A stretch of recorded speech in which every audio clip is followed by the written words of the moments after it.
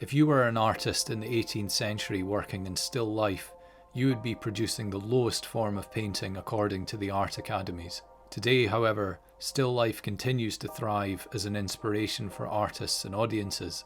Though in existence before the 17th century, the genre came to prominence in the 1600s in the Dutch Republic.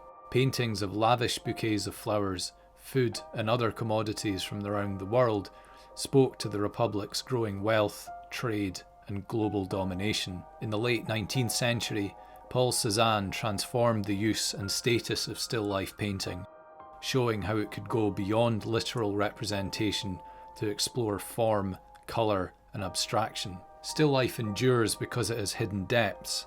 Look under the surface and it can carry profound allegorical and historic meaning, whilst also embodying space and reflection. Gwen John's paintings of interiors are imbued with a sense of stillness. While not strictly a still life by the Academy definition, in a corner of the artist's room in Paris from 1907 to 1909, the room itself becomes the still life, a moment captured in time. The book on the table is open, a coat thrown over the wicker chair, and the window ajar, allowing a low sun to flow into the room.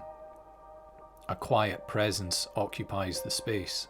Gwen John was among the first generation of women artists to receive formal art training in Britain. Moving to London from her native Tenby, she studied at the Slade School of Art between 1895 and 1898.